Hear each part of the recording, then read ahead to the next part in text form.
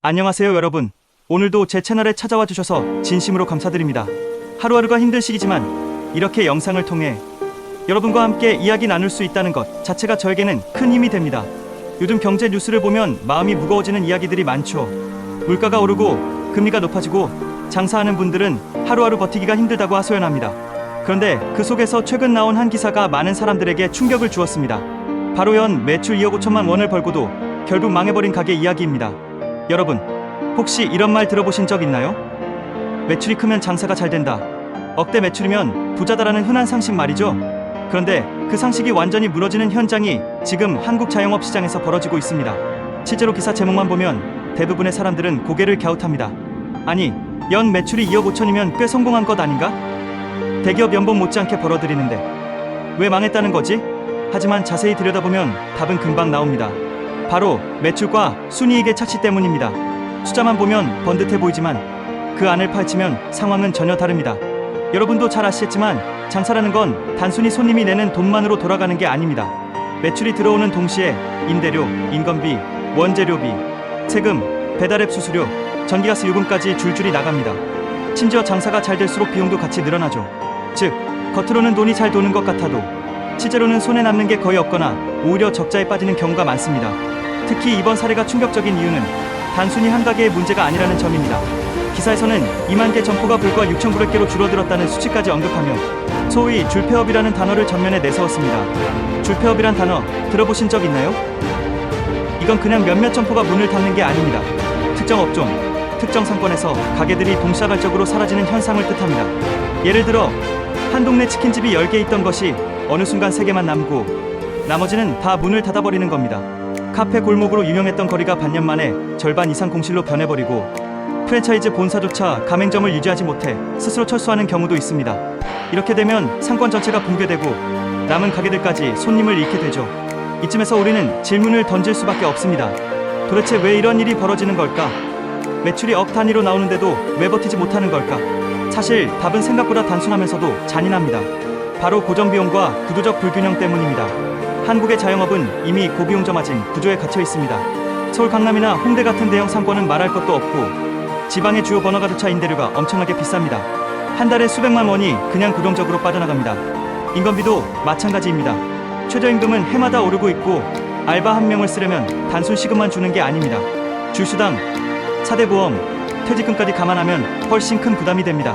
사장님들이 결국 가족 노동에 의존하거나 혼자 새벽부터 자정까지 가게를 지키는 이유가 바로 여기에 있습니다. 그리고 원재료비 상승은 또 어떻습니까? 최근 몇 년간 인플레이션은 전 세계적으로 큰 문제가 되었죠. 틴집은 닭고기 값이, 카페는 원두와 우유 값이, 분식집은 밀가루와 식용유 값이 폭등했습니다. 하지만 가격을 무조건 올릴 수는 없습니다. 손님이 여기 비싸네라고 느끼면 바로 옆집으로 가버리기 때문입니다. 그러다 보니 원가 상승분을 자영업자가 스스로 떠안아야 하고 결국 마진은 점점 줄어들게 됩니다. 연이 매출이 2억 5천이든 3억이든 사실상 의미가 없어집니다. 여기에 요즘 빠질 수 없는 요소가 있습니다. 바로 배달 플랫폼입니다. 배달의 민족, 쿠팡이츠 같은 플랫폼 덕분에 초기에는 손님이 늘어났습니다. 앱만 깔면 동네를 넘어 더 많은 고객에게 음식을 팔 수 있다는 희망이 있었죠. 하지만 시간이 흐르자 플랫폼의 높은 수수료와 광고비 경쟁이 자영업자를 압박하기 시작했습니다. 배달 주문이 늘어나도 수익은 생각만큼 남지 않고 오히려 플랫폼에 종속되어버린 구조가 된 겁니다. 요즘은 배달앱 없으면 손님이 안 온다는 말까지 나올 정도로 자영업자들은 플랫폼에 목줄을 잡힌 상황입니다. 이 모든 상황을 종합하면 우리는 기사 제목이 단순한 자극적인 표현이 아니라는 걸 알 수 있습니다. 2억 5천이나 벌고도 결국 망했다는 말은 단순히 한 가게의 사정을 담은 게 아닙니다. 지금 한국 자영업 시장의 현실을 함축적으로 보여주는 상징적인 표현인 겁니다. 여러분, 지금도 수많은 사장님들이 같은 현실에 부딪히고 있습니다. 가게 문을 열 때마다 오늘 하루를 버틸 수 있을까? 내일은 장사를 계속할 수 있을까? 이런 고민을 안고 하루를 시작하는 거죠. 여러분은 혹시 주변에서 이런 사례를 본 적 없으신가요? 오랫동안 다니던 단골집이 어느 날 갑자기 문을 닫았을 때, 혹은 길을 지나다 보면 임대문에 종이가 붙은 상가가 늘어날 때 우리도 모르게 한숨이 나옵니다. 지금 한국 사회에서 벌어지는 줄폐업은 단순히 장사가 안 돼서 생기는 문제가 아니라 사회 구조 전체가 만들어낸 복합 위기입니다.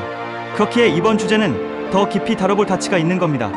오늘 영상에서는 이 2억 5천의 착시와 2만 개에서 6,900개로 줄어든 폐업 현실을 중심으로 왜 이런 일이 일어났는지, 그리고 앞으로 어떤 변화가 필요한지 여러분과 함께 차근차근 이야기 나눠보겠습니다.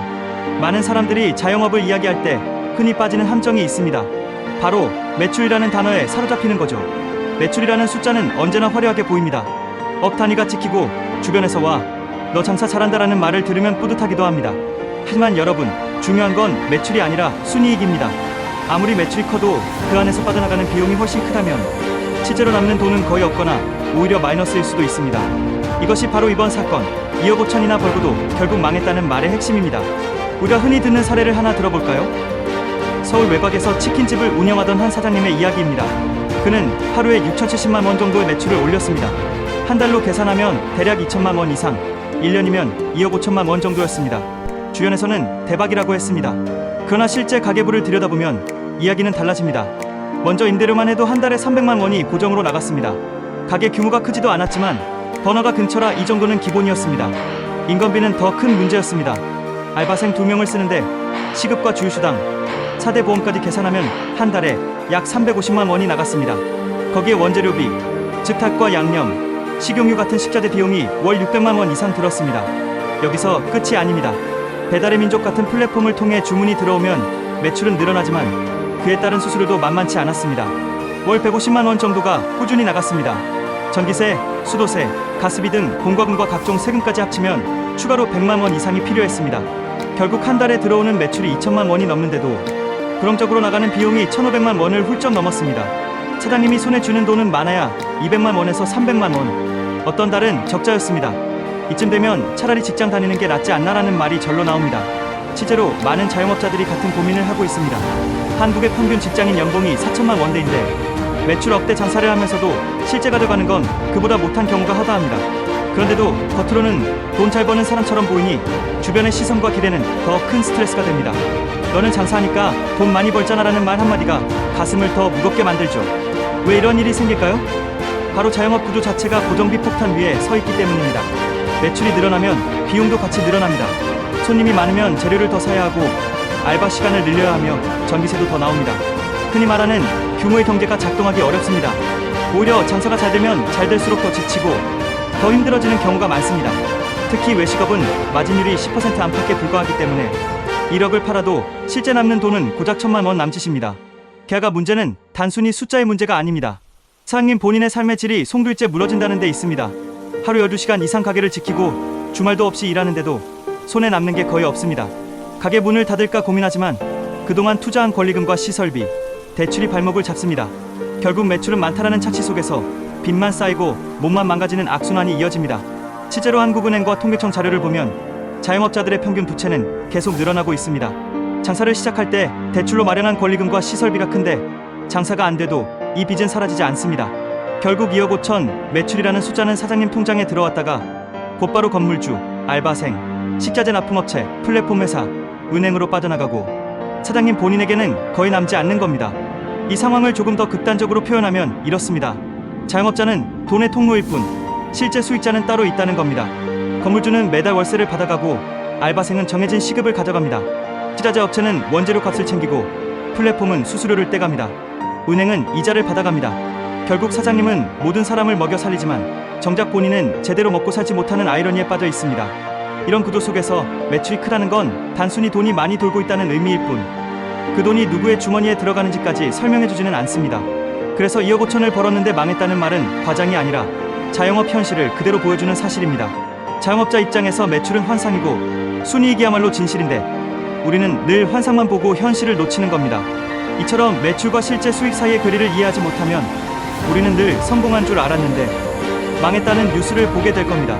그리고 이 구조적 문제는 개인의 열정이나 노력으로 해결되지 않습니다. 누군가는 열심히 하면 된다, 아이디어가 좋아야 산다고 쉽게 말하지만 사실상 구조 자체가 발목을 잡고 있기 때문에 개인의 노력만으로는 생존이 어렵습니다. 따라서 오늘 우리가 꼭 기억해야 할 교훈은 이것입니다. 자영업에서 매출만 보고 성공이라고 말할 수 없다. 중요한 건 실제로 손에 얼마가 남는지 그리고 그 과정을 버틸 체력이 있는지입니다. 이 현실을 제대로 이해해야만 우리는 줄폐업이라는 거대한 파도를 이해할 수 있고 또 그 해결책을 논할 수 있습니다. 자, 이제 우리는 정말 중요한 질문 앞에 서게 됩니다. 왜 이렇게 많은 가게들이 동시에 무너지고 있을까? 단순히 한두 사장님의 실패 이야기가 아니라 2만 개에서 6,900개로 줄어든 줄폐업이라는 숫자가 보여주듯 이건 구조적인 현상입니다. 즉 개인의 무능이나 부주의 때문이 아니라 우리 사회의 자영업, 생태계 전체에 드리워진 그림자라고 할 수 있습니다. 그렇다면 그 원인은 무엇일까요? 첫 번째 원인은 고물가 시대의 원재료비 상승입니다. 최근 몇 년간 세계적인 인플레이션과 공급망 불안으로 식자재 가격이 급등했습니다. 찐집의 경우 닭고기 가격이 30% 이상 올랐고, 분식집은 밀가루와 식용유, 카페는 원두와 우유, 한식당은 채소와 쌀값까지 모두 치솟았습니다. 그런데 문제는 가격을 똑같이 올릴 수 없다는 데 있습니다. 소비자들은 민감합니다.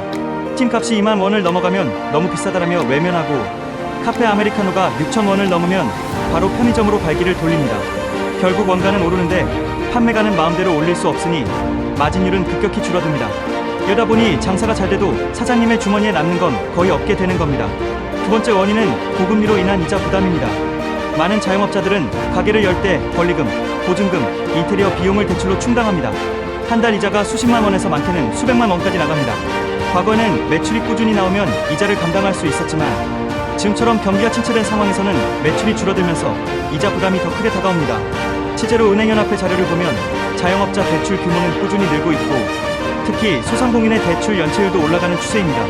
즉, 장사가 잘 안 돼도 은행은 매달 돈을 받아가고, 사장님은 결국 버티지 못하고 가게 문을 닫는 선택을 하게 되는 거죠. 세 번째 원인은 소비자들의 지출 패턴 변화입니다. 요즘 소비자들은 예전처럼 밖에서 밥 먹고 카페 가는 일상적 소비보다는 집밥과 가성비를 찾는 방향으로 움직이고 있습니다. 편의점 도시락, 밀키트, 배달 대신 직접 장을 봐서 요리하는 문화가 자리 잡고 있습니다. 특히 MZ세대는 단순히 밥을 먹는 곳이 아니라 경험할 수 있는 공간을 찾는 경우가 많습니다. 그래서 특별한 콘셉트가 없는 평범한 가게들은 선택받기 점점 더 어려워지고 있습니다. 경쟁은 치열해지고 살아남기 위해서는 차별화가 필요하지만, 차별화에 필요한 마케팅과 인테리어 비용은 또 다른 부담이 됩니다. 네 번째 원인은 과잉 경쟁입니다. 한국은 OECD 국가 중에서도 자영업 비중이 여전히 높은 나라입니다. 퇴직 후 혹은 안정적인 직장을 찾지 못한 사람들이 선택하는 마지막 길이 자영업입니다. 치킨집, 카페, 편의점이 골목마다 들어서는 이유가 바로 여기에 있습니다. 하지만 이렇게 과잉 공급이 되면 같은 파이를 나눠 먹는 구도가 됩니다. 손님은 한정돼 있는데 가게는 계속 늘어나니 결국 서로 죽이는 경쟁이 벌어지는 거죠. 한 골목에 카페가 10개 생기면 결국 78개는 문을 닫을 수밖에 없습니다. 바로 이런 상황이 줄폐업으로 이어지는 겁니다. 다섯 번째 원인은 플랫폼 종속 구도입니다. 배달의 민족, 쿠팡이츠 같은 배달앱은 처음에는 자영업자의 구세주처럼 보였습니다. 손님이 직접 오지 않아도 주문을 받을 수 있었으니까요. 하지만 지금은 상황이 달라졌습니다. 플랫폼 수수료는 해마다 오르고 광고 경쟁은 심화됐습니다. 사장님들은 노출을 위해 더 많은 돈을 쏟아붓지만 매출 대비 순이익은 줄어들 뿐입니다. 더 심각한 건 이제 손님들이 배달앱 없이는 가게를 찾지 않는다는 겁니다. 플랫폼에 종속된 자영업자들은 사실상 스스로 가격을 결정할 권한도 잃고 더 힘든 상황에 내몰리고 있습니다. 여섯 번째 원인은 정책과 지원의 한계입니다. 정부는 자영업자 지원을 위해 각종 대출, 보조금, 임대료 지원 등을 내놓았지만 근본적인 해결책이 되지 못했습니다.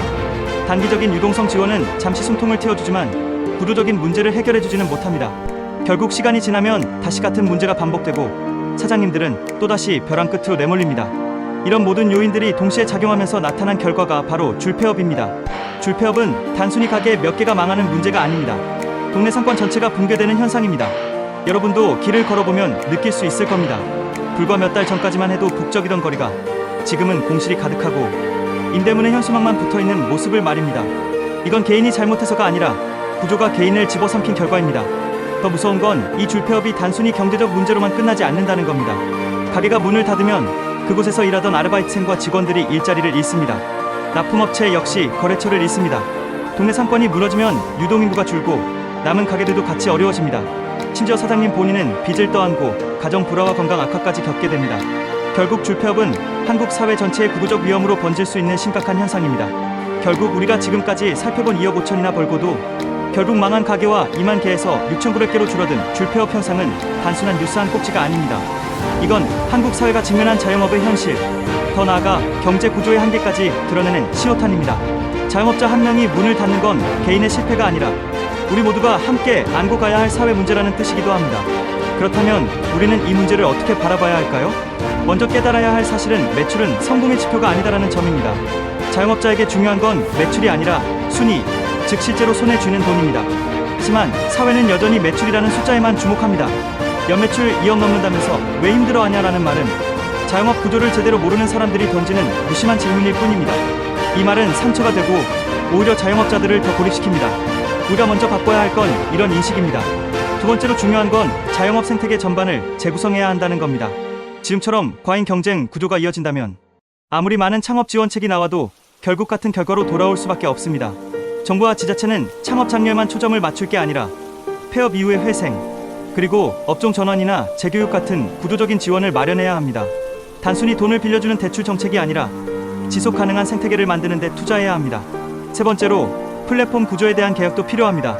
배달앱이 자영업자의 생존을 돕는 동시에 또 다른 비용 부담으로 작동하고 있습니다. 수수료 문제는 단순한 기업의 영리 추구로만 치부할 것이 아니라 사회적 차원에서 균형을 맞춰야 합니다. 플랫폼이 살아야 소비자 편의도 유지되지만 자영업자가 무너지면 결국 그 시장 자체가 유지되지 못합니다. 상생이라는 단어가 말뿐이 아니라 현실에서 작동하도록 제도적 장치가 필요합니다. 네 번째로 지역 상권 보호와 활성화도 간과할 수 없습니다. 줄폐업은 단순히 가게 하나하나의 문을 닫게 만드는 게 아니라 골목과 거리를 통째로 죽게 만듭니다. 상권이 죽으면 유동인구가 줄고 빈 점포는 범죄 취약지로 변할 수도 있습니다. 이건 단순히 경제적 문제가 아니라 사회 안전 문제로도 이어집니다. 지역 경제가 살아야 그 지역 사람들의 삶도 유지됩니다. 따라서 지역 기반의 상권 회복 정책이 반드시 필요합니다. 그리고 마지막으로 우리는 개인 차원에서 무엇을 할 수 있는지도 고민해야 합니다. 물론 소비자 한 명이 모든 자영업자를 살릴 수는 없습니다. 하지만 우리가 가진 작은 선택들이 모여 큰 변화를 만들 수 있습니다. 편의점 커피 대신 동네 카페 한번 들르는 것, 대기업 프랜차이즈 대신 동네 식당에서 밥을 먹는 것, 이런 작은 행동들이 결국 상권을 지탱하는 힘이 됩니다. 우리 모두가 동네를 지킨다는 마음으로 움직인다면 줄폐업의 속도는 조금이라도 늦출 수 있을 겁니다. 여러분, 오늘 이야기를 들으면서 어떤 생각이 드셨나요? 혹시 주변에서 단골 가게가 사라진 경험이 있으신가요? 아니면 직접 장사를 해보셨거나 가족이나 지인이 자영업을 하면서 겪는 고충을 보신 적은 없으신가요? 이 문제는 남의 일이 아닙니다. 언제든 나와 내 가족, 내 친구의 일이 될 수 있습니다. 그렇기 때문에 우리는 이 문제를 외면할 수 없습니다. 저는 오늘 여러분께 질문을 던지고 싶습니다. 자영업의 줄폐업, 우리는 어떻게 막을 수 있을까요? 단순히 정부 정책에만 기대는 게 아니라 소비자, 사회, 그리고 자영업자 스스로가 함께 만들어갈 방법은 무엇일까요? 여러분의 생각을 댓글로 남겨주시면 서로의 의견을 나누는 과정에서 더 좋은 해법을 찾을 수 있을 겁니다. 오늘 영상이 조금이나마 여러분께 도움이 되었다면 구독과 좋아요 꼭 부탁드립니다.